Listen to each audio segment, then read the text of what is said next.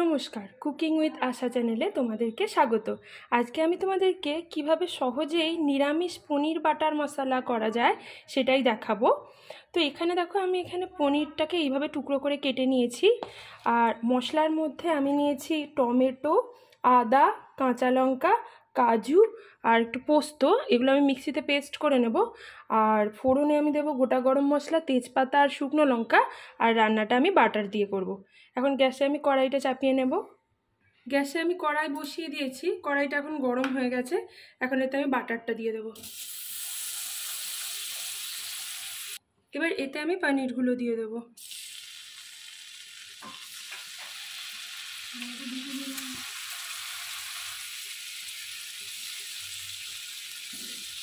আমি দুবারে ভাজবো। আমি একটু কড়াইয়ে নুন দিয়ে নেব।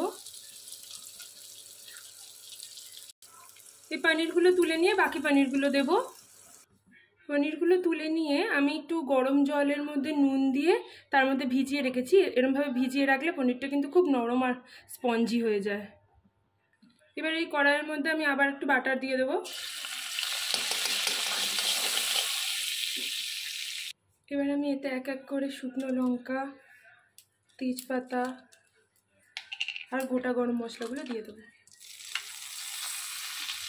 এবার আমি যে আদা, কাঁচা লঙ্কা, টমেটো, কাজু আর পোস্তর যে পেস্ট করে নিয়েছিলাম, সেটা একদম মিহি পেস্ট করে নিয়েছিলাম। এর মধ্যে এই গ্রেভির আন্দাজে নুন, হলুদ, কাশ্মীরি লঙ্কার গুঁড়ো আর একটু চিনি দিয়ে নিয়েছি। এটা আমি দিয়ে দেবো এতে।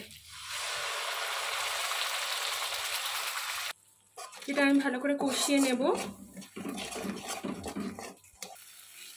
মশলাটা 3-4 মিনিট ধরে কষাচ্ছি। এখন মশলাটা পুরোপুরি কষে গেছে। এখন আমি এতে জলটা দিয়ে দেব।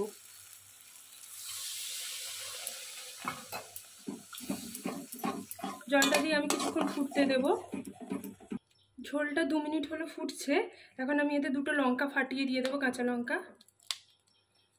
আর পনিরগুলো দিয়ে দেবো। দিয়ে আবার একটু 2 মিনিট মতন ফোটাবো এটা। এবার আমি এতে একটু কাসুরি মেথি দিয়ে দেবো। একটা হাত দিয়ে একটু এরকম করে দিয়ে দেবো। সবশেষে আমি আবার একটু বাটার দিয়ে দেবো আর গ্যাসের ফ্লেমটা অফ করে দেবো।